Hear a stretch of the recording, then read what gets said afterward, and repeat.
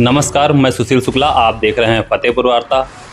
हमारा दो नदियों के बीच में बसा हुआ जनपद फतेहपुर द्वाबा का शहर कहा जाता है। हमारा गंगा और यमुना के बीच में बसा हुआ शहर।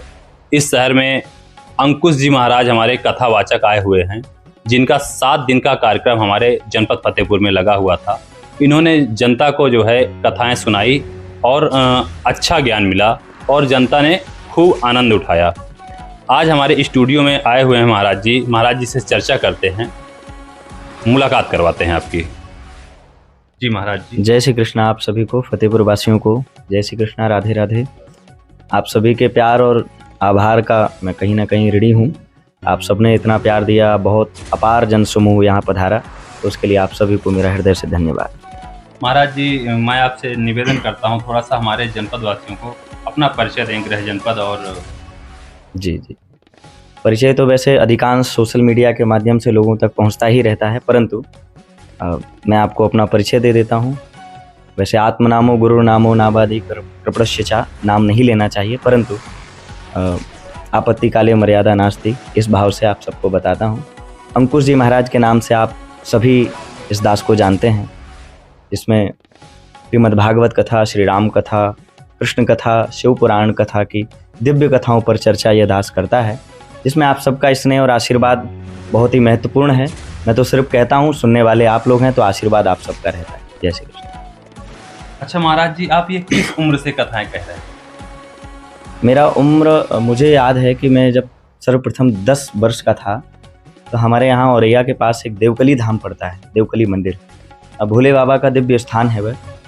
तो मेरी प्रथम कथा, और वो भी 1 महीने की हुई थी, जिसको हमने 1 महीना बाबा को सुनाया था। और जब मैं कथा कहता था तो आश्चर्य, उस समय हम सिर्फ कथा कहते थे और बाबा सुनते थे, कोई और बैठता नहीं था, तो हम ही कथा कहते थे। परंतु धीरे धीरे बाबा ने ऐसी कृपा करी, मैंने 3 वर्ष वहाँ 1-1 महीने कथा करी है, और वो बाबा ने सुनी तो सिद्ध हो गई, और फिर धीरे धीरे आप सब तक पहुँच रही है। बस ये आनंद है बाबा का। 10 वर्ष से मैंने प्रारंभ किया था, धीरे धीरे निरंतरता तो मुझे लगता है कि शायद 13-14 वर्ष से निरंतरता हुई है जी। अच्छा महाराज जी, ज़्यादा कथाएं आप कृष्ण जी की कहते हैं या राम जी की? वैसे अधिकांश तो मुझे लोग राम जी की कथा के लिए महाराज जी के बाद जानते हैं, परंतु उससे पहले जब महाराज जी थे, तो महाराज जी के पूर्व में मैं श्रीमद् भागवत कथा अधिक कहता था।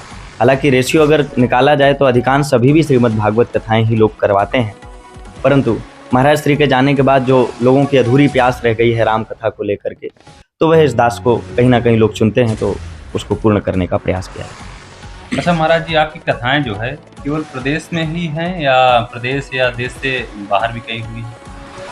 आज से 2 वर्ष पूर्व वैसे देश प्रांत इनमें तो कथाएं चलती ही हैं, परंतु 2 वर्ष पूर्व मैं नेपाल कथा के लिए गया था। और वैसे तो नेपाल भी भारत का ही अंश माने हम, परंतु यदि तथाकथित भाव से जोड़ा जाए तो वो विदेश ही हुआ। बाकी ठाकुर जी ने चाहा तो शीघ्र ही अपना अगले वर्ष तक हम लोग इंग्लैंड के लिए जाने वाले हैं। बाकी राम जी की जैसी इच्छा, जैसी गुरु इच्छा। चलिए महाराज जी, ये बातें तो रही आपके जीवन की। एक बात समाज के लिए मैं आपसे पूछना चाहता हूँ। हिंदू समाज आस्था से पलायन की तरफ जा रहा है, इस पर आपका क्या कहना है? हिंदू समाज हमारा जो है, कहीं ना कहीं हम लोग जो यूथ है, वैसे पलायन तो आज से करीब 2 वर्ष 3 वर्ष पहले हम लोग कह सकते थे, या यूँ कह दें कि जब, वैसे मैं किसी पार्टी विशेष का व्यक्ति नहीं हूँ और ना ही मैं किसी व्यक्ति विशेष का समर्थन करता हूँ, परंतु हाँ, इतना ज़रूर है कि जब से कुछ ये व्यवस्थाएं बदली हैं, तब से यूथ में परिवर्तन आया है। और यूथ जो पलायन की ओर जा रहे थे, उन्होंने कहीं ना कहीं एक मोर्चा संभाला है।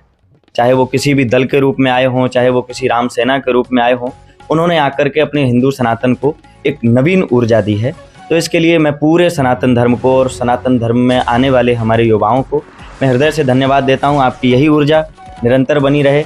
और मैं एक बात वही फिर कहता हूं, और शायद मैं कई बार कह भी चुका हूं, सारा जहां भी साथ दे तो और बात है, सारी धरा भी साथ दे तो और बात है, चलने को तो चलते हैं लोग एक पाँव पर भी, अगर दूसरा भी साथ दे तो और बात है। तो वो दूसरा साथ हमारे युवा हैं, जो सनातन धर्म की एक पंक्ति बन करके आगे चलेंगे, जिसके लिए हम सब ये कार्य कर रहे हैं। तो युवाओं का साथ है, तो जो जा रहा था पीछे गर्त में, तो हम लोग उसको खींच करके लाए हैं। और बाकी अगर युवा ऐसे ही साथ रहे, हम सब लोग मिलकर के सनातनी एक साथ रहे, तो निश्चित आगे बहुत कुछ अच्छा होने वाला है।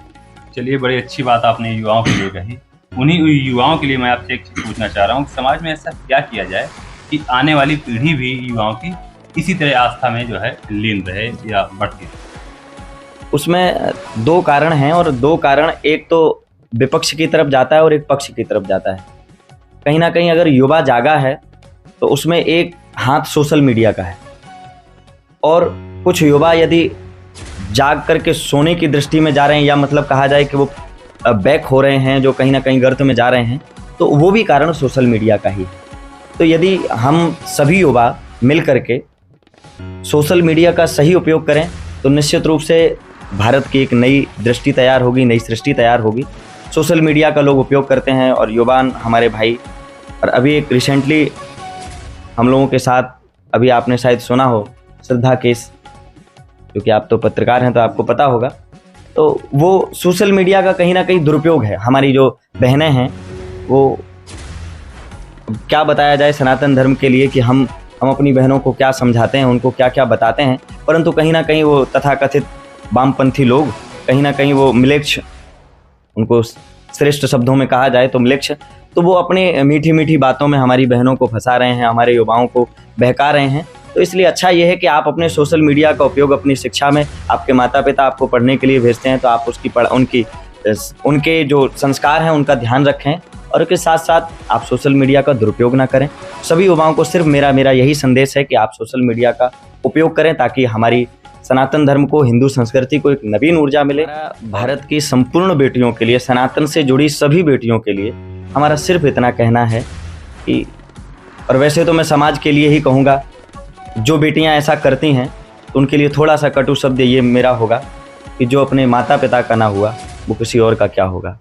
और दूसरा ये मैं उनके लिए भी कहूँगा जो मिलेच्छ वामपंथी हैं, कि जो तुम्हें घर से बहला फुसला करके ले आया, तुम्हें जो अपने साथ रखा, और जब तुमने उनसे अपने प्रेम बस विवाह का दबाव बनाया तो उसने तुम्हारे साथ ऐसा किया, तो आगे क्या समझ सकते हैं, आगे क्या हो सकता है। और ये एक नया मैटर नहीं है, ये कई ऐसे आ चुके हैं किस्से, लेकिन फिर भी हम लोग समझने को तैयार नहीं हैं। तो कहीं ना कहीं इसमें वो जब हमारा ही दोष हो, अपना दाम खोटा तो परखाई क्या लाज, वो वाली स्थिति है। तो हम सभी बहनों को सिर्फ और सिर्फ हाथ जोड़कर मैं व्यासपीठ से भी निवेदन करता हूँ, और मैं इस फतेहपुर वार्ता है ना, फतेहपुर वार्ता के माध्यम से भी हमारे शुक्ला जी बैठे हुए हैं, तो मैं आप सबसे ये निवेदन करना चाहूँगा, आप सब लोग, आप अपनी बहनों को, अपनी बेटियों को इतना छूट दें जिससे कि उनका कल्याण हो। और बहनें भी ध्यान रखें कि यदि माता पिता ने आपको छूट दी है, आपके भाइयों ने आपको छूट दी है, तो उसका कहीं ना कहीं उपयोग हो। बस ये निवेदन है, आप सभी लोग खूब पढ़ें, खूब बढ़ें, यही हमारी कामना है।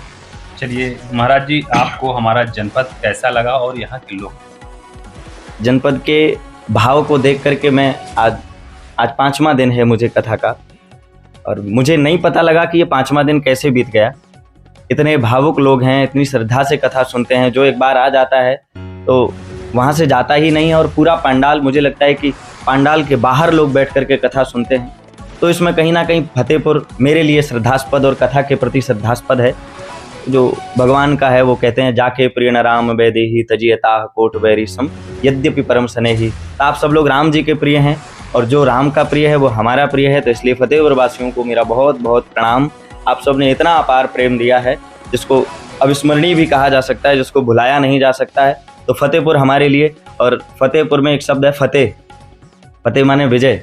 तो मुझे लगता है कि आप सब लोग इसी तरह से लगे रहें तो हमारे सनातन की फतेह होगी, हमारे हिंदुत्व की फतेह होगी, और राम जी की कृपा सब पर बनी रहेगी। ऐसी कामना के साथ आप सबको प्रणाम। चलिए, प्रणाम तो महाराज जी ने कर दिया है। जैसा कि महाराज जी ने अभी एक जो है बीच में कई सारी कविताएं कही, या आपकी चौपाई कह सकते हैं महाराज जी की भाषा में, तो एक हमारे जनपद के लिए भी बढ़िया सी कोई चौपाई या कुछ विचार हो। जनपद और पूरे भारतवासियों के लिए एक संदेश जरूर देना चाहूँगा। स्वामी श्री राम तीर्थ जी का एक पद लिखा हुआ मुझे याद आता है। वो कहते हैं, वेदांत हमारा स्वाभिमान, सभ्यता हमारी सीता है। वेदांत हमारा स्वाभिमान, सभ्यता हमारी सीता है। यहाँ हर रोज़ हमारी रामायण, हर रोज़ हमारी गीता है। जब तक होती शांति हृदय में, तब तक हम केवल भारत। जब तक होती शांति हृदय में तब तक हम केवल भारत, और जब प्रलय युद्ध छिड़ जाता है तब हम ही होते महाभारत। तो आप सबको प्रणाम। सभी फतेहपुर वासियों को इस विषय को याद रखना है। आप सब इस भाव के साथ जिएं।